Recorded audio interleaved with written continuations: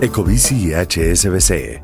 Con más de 50 millones de viajes, la unión más cercana entre dos puntos. Ecobici y HSBC.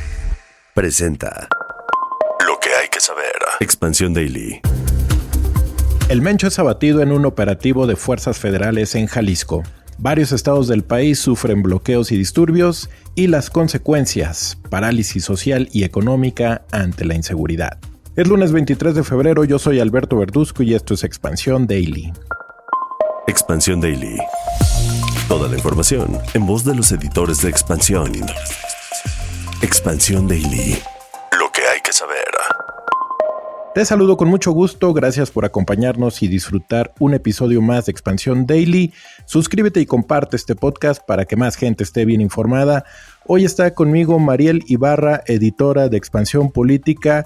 Vaya manera de arrancar la semana, Mariel. Además de todo, vaya domingo que tuvimos. Así es, Beto. ¿Cómo estás? ¿Cómo están, amigos? Espero pues que todos nos encontramos bien después de la jornada de violencia y terror pues que vivimos. La verdad, este domingo, Beto, en todos los estados del país, ya estaremos platicando de eso. Pero, como siempre, un placer estar aquí. Gracias, Mariel. Oye, pues abaten a una de las cabezas más buscadas, uno de los personajes pues que estaba en el ojo, en la lupa de autoridades, no solo mexicanas, también estadounidenses.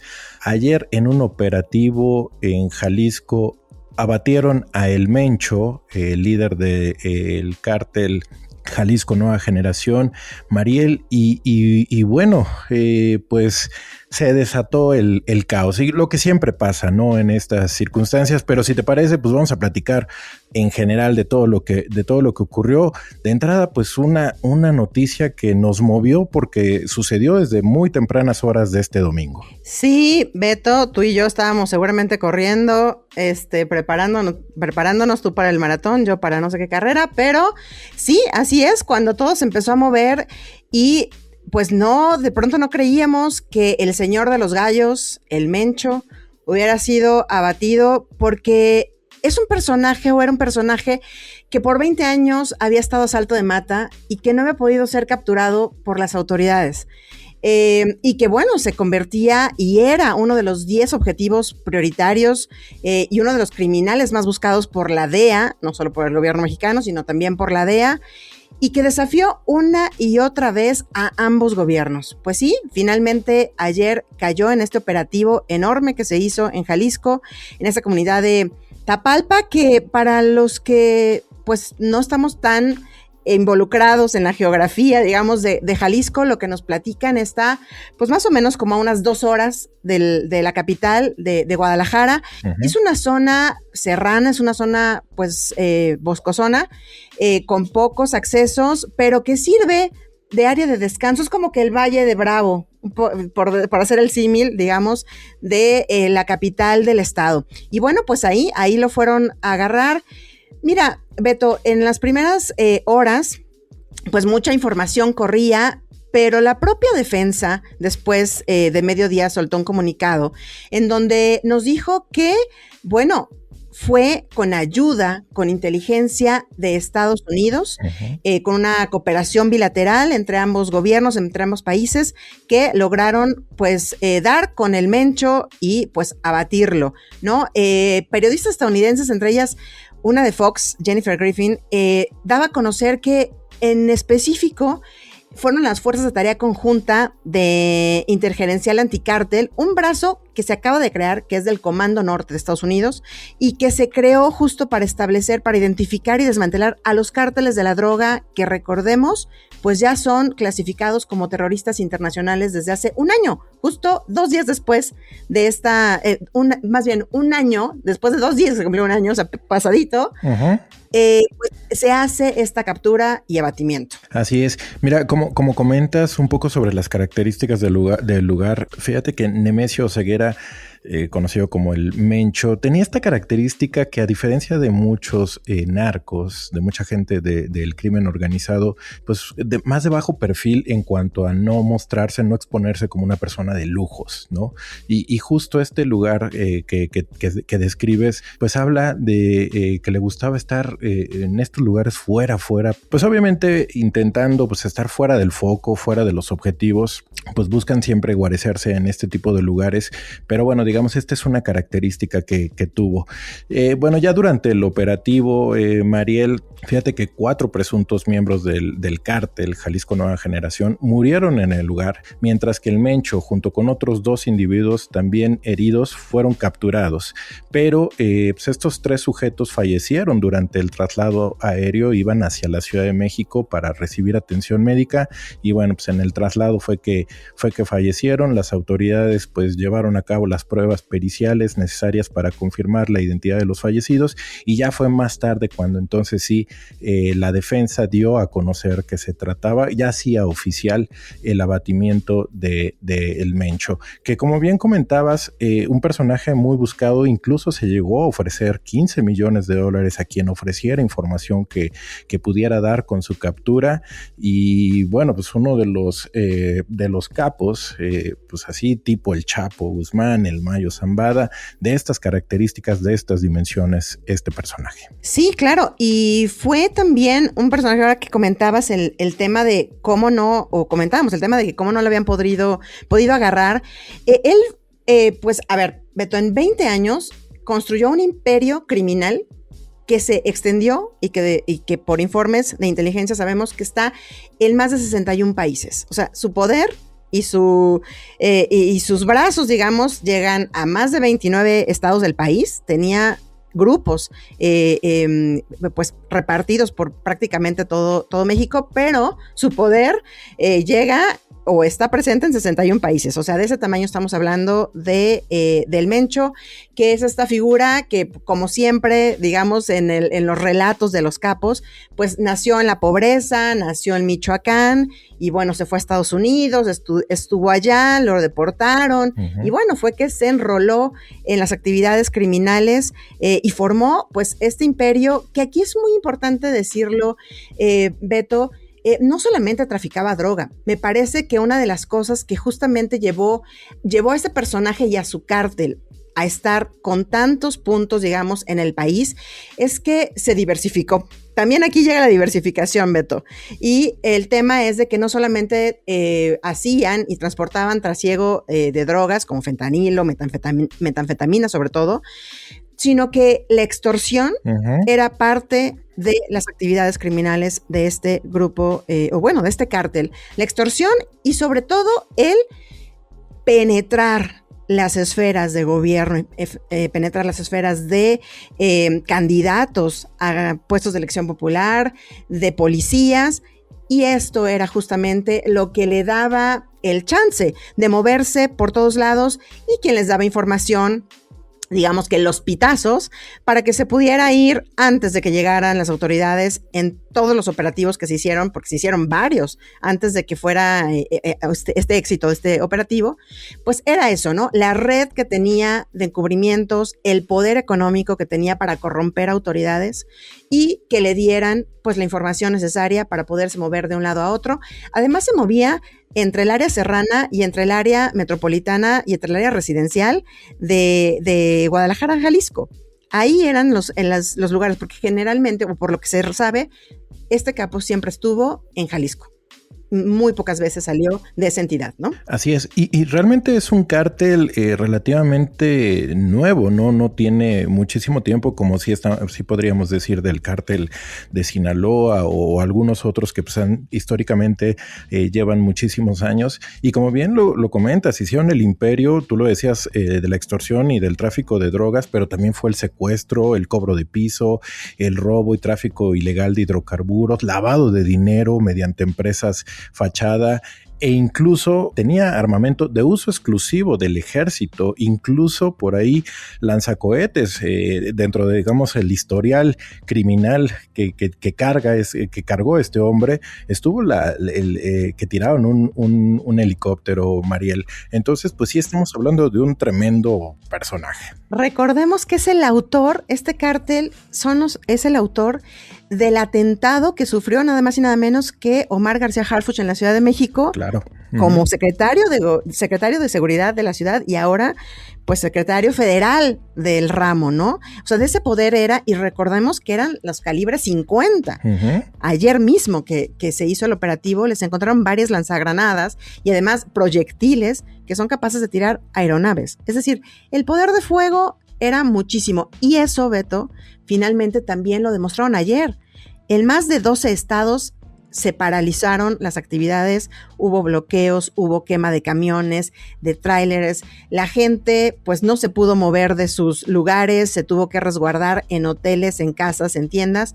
Y bueno, vamos a ver cómo estamos amaneciendo justamente este lunes, en donde varias tiendas departamentales, varias empresas, varios bancos, universidades están alertando de que cerrarán sus puertas porque, pues por miedo a lo que pueda pasar y a la inseguridad que hay en el país. Sí, lo que debería ser un lunes de pues el regreso a las actividades habituales, pues hoy sí va a ser en varias entidades, en varios puntos de nuestro país, una situación muy, muy complicada. Y justo aquí vale la pena detenernos, Mariel, creo que debemos detenernos a pensar, porque no estamos hablando solo de la caída de un líder criminal, estamos hablando de la capacidad de reacción de una organización que en cuestión de horas paraliza carreteras en varios estados, y con la paralización de las carreteras también viene la paralización de las actividades de la vida cotidiana. O sea, la gente no puede salir ni siquiera a la calle.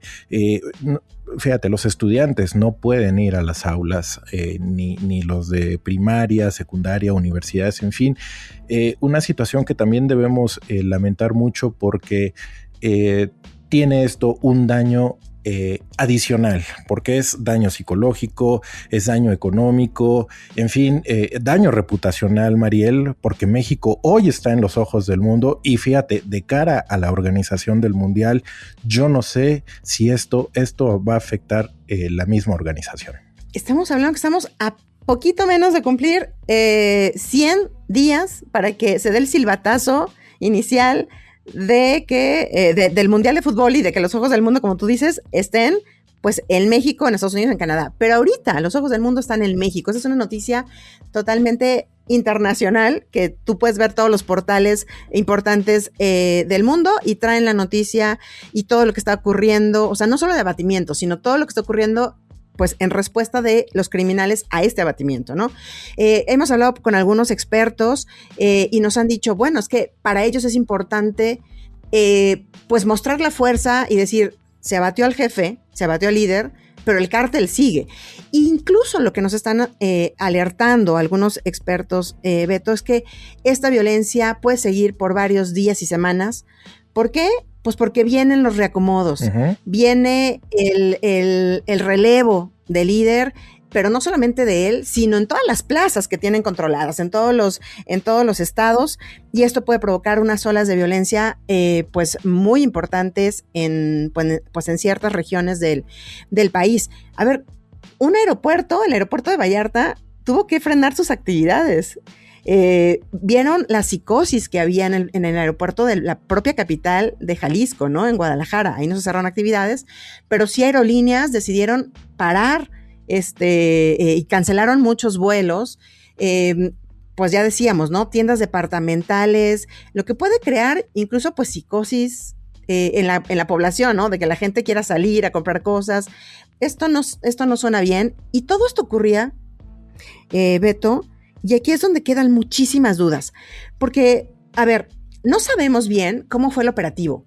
No ha habido una conferencia de prensa de las autoridades, esperemos que en la mañanera de hoy pues nos den más información, pero no ha habido una conferencia como antes se hacía para salir rapidísimo a informar qué es lo que estaba pasando. No lo hubo, solamente hubo tweets, comunicados. La presidenta estaba entregando programas sociales en Coahuila, como si no supiera de lo que estaba a punto de ocurrir o estaba ocurriendo en Jalisco. Y aquí, pues obviamente se abren muchísimas dudas, porque sabemos que Estados Unidos ha venido presionando y amenazando a México con vamos a hacer una operación unilateral, vamos a hacer una operación.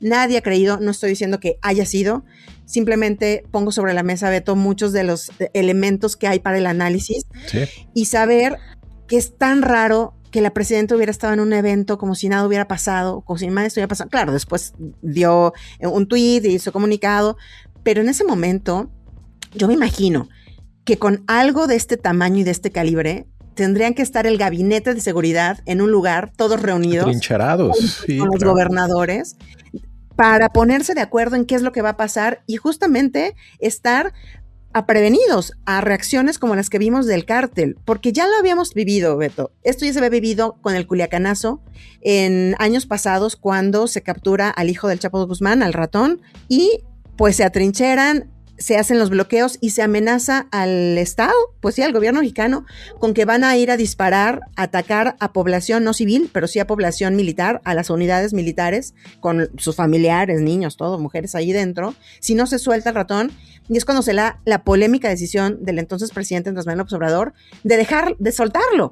Bueno, con esas experiencias que se tienen, Beto, me cuesta mucho trabajo pensar que las autoridades no pudieron anticiparse a todo lo que ocurrió en el país. Sí, yo creo que el tema de que la presidenta Claudia Sheinbaum, digamos, todo lo haya encerrado en un solo tuit, me parece que no manda la señal que mucha gente hubiera querido, ¿no? Un mensaje por lo menos de tranquilidad, un mensaje que por lo menos generara algo de confianza, no solo entre los mexicanos, sino toda en la comunidad, la misma comunidad internacional. Hoy estamos viendo que la Embajada de Estados Unidos en México emitió una alerta para sus ciudadanos, lo mismo hicieron en otros países como Canadá, Reino Unido, Alemania, Rusia. Exacto, están pues llamando a sus ciudadanos a tener cuidado de viajar por México.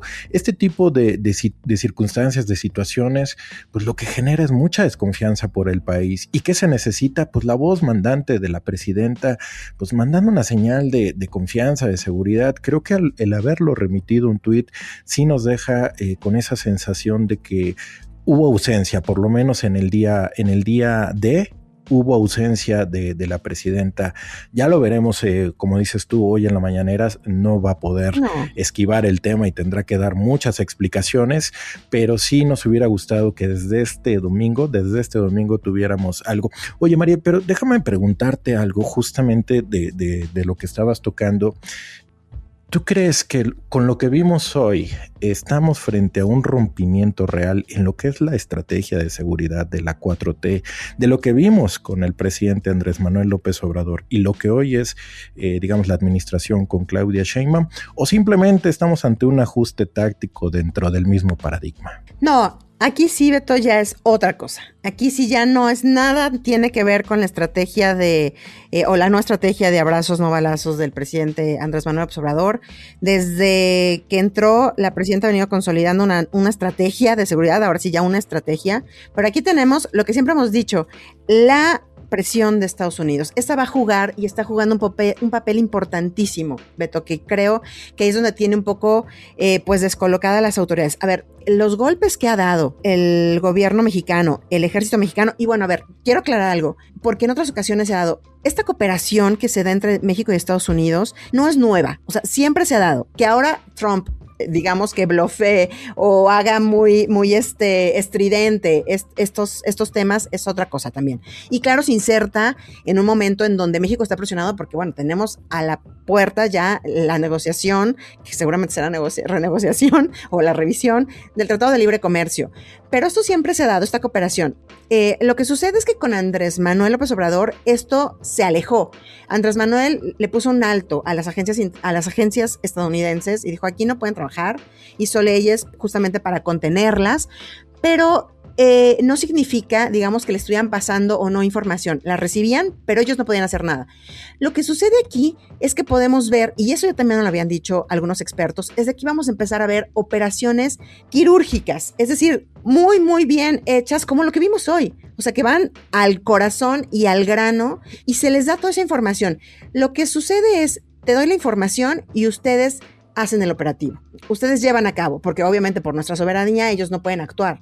Entre comillas, estoy entrecomillando esto, ¿no? Porque la verdad es que hay mucha sospecha de que sí, el ejército o miembros de fuerzas norteamericanas o estadounidenses vengan y hagan más que dar información en nuestro territorio.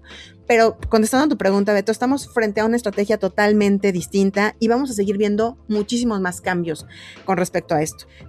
En este año que llevamos con la relación bilateral con Donald Trump, con esta nueva relación, ya se han entregado casi 100 criminales o miembros del grupo del crimen a Estados Unidos sin ni siquiera tener una extradición de por medio. Se les están entregando así como va. Tenemos pues ya también evidentemente toda la frontera y parte del reforzamiento que se ha hecho por parte de las autoridades mexicanas para evitar que el fentanilo llegue a Estados Unidos.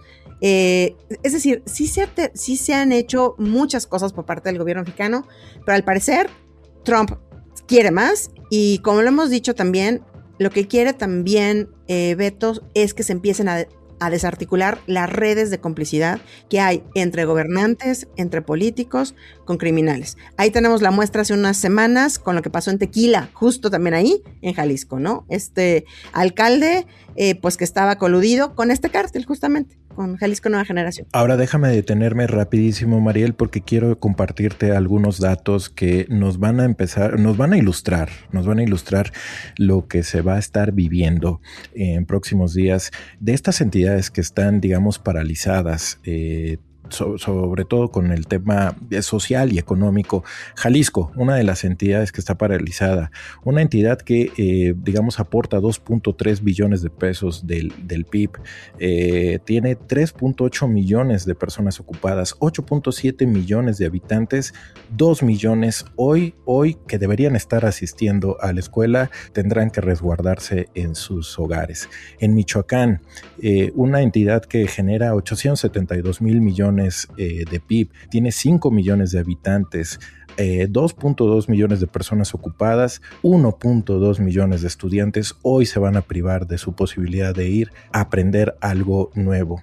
Y así estas entidades como Tamaulipas, Guanajuato, con sus propias cifras, sus propias historias, hoy Mariel hoy van a tener un lunes negro, un lunes difícil, un lunes en el que tendrán que aprender y que parece como que están normalizando ya esta situación. Y déjame decirte, son entidades que también en particular tienen muchas micros y pequeñas empresas que difícilmente soportan un cerrón de un día de actividad. Claro. Mucha gente que está en la informalidad, que vive al día prácticamente.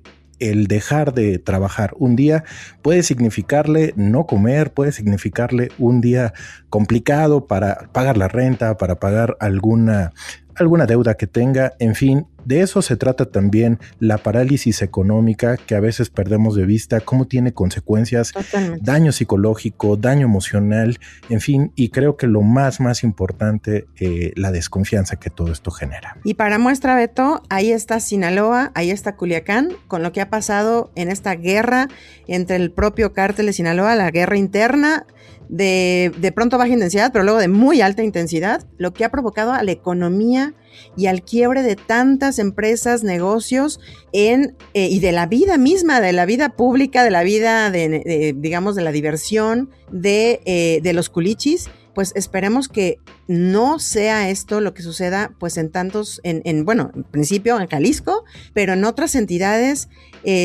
pues en donde estamos viendo que pues hay mucha parálisis económica. Así es de que pues vamos a estar viendo esto. Sí, Mariel, y déjame concluir ya con este tema. Pues sí, decíamos a escasos días de que se realice el Mundial de Fútbol, que no solo es fútbol, es una vitrina reputacional, una prueba de capacidad logística ante el mundo, es un examen también de Estado de Derecho. Hoy la pregunta ni siquiera es si tenemos la capacidad de resguardar a la gente que vaya al estadio. Es si se tiene la capacidad para resguardar a la gente que visite el país. Y eso es muy preocupante. Mariel, no me quisiera ir y no quisiera que cerráramos este episodio de manera negativa. Nosotros tenemos siempre un cierre con una nota que pues nos recuerda que también hay cosas buenas que hay que contar. Así que en medio de este escenario complejo también hay otro México que compite, que gana y que se proyecta al mundo. Aunque a veces parezca, no todo está perdido. Expansión Daily. Mariel, pues es una lástima que Isaac del Toro, que conquistó el UAE Tour 2026 y firma un triunfo histórico para México, no se haya llevado la conversación, pero nuestro ciclista mexicano lo vuelve a hacer, ha empezado con el pie derecho este 2026. Mira, tenemos historias de un lado y de otro, porque esta historia, Beto, es increíble. O sea, es un chavo, 22 años, ya sabemos que es originario de Ensenada, que se ha robado el corazón de todo el mundo y que desde el 2025 ha venido gane. Bueno, ese año lo cerró con 18 triunfos, entre ellos que quedó de subcampeón en el Giro de Italia y cerró como tercero en el ranking mundial. Es decir, la verdad ya está entre los grandes, Beto. Yo la verdad es que creo que con esto que vimos hoy, porque además es la primera vez que un mexicano, y alguien me parece que tan joven, gana este certamen que se disputó en Abu Dhabi, en donde estaba dentro del pelotón principal, y luego, vámonos, se despegó y se puso la camiseta roja de ese certamen, y yo, ¿sabes qué, Beto? Yo quiero decretar y quiero que ahora sí que todos nos agarremos de las manos y decretemos que este chavo prontito va a usar el icónico camiseta amarilla del Tour de France. Que así sea, Mariel. Yo creo que estamos a nada de verlo. Esperemos que sí. Ya por lo menos empezó con el pie derecho este 2026.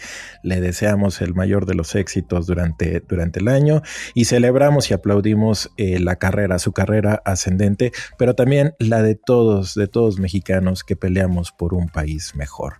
Mariel, muchas gracias por acompañarnos en este episodio del Daily. Ánimo, y ya saben que toda la información sobre estos y otros temas están disponibles en expansión.mx. Leemos sus comentarios en las redes sociales de Expansión, @expansiónmx.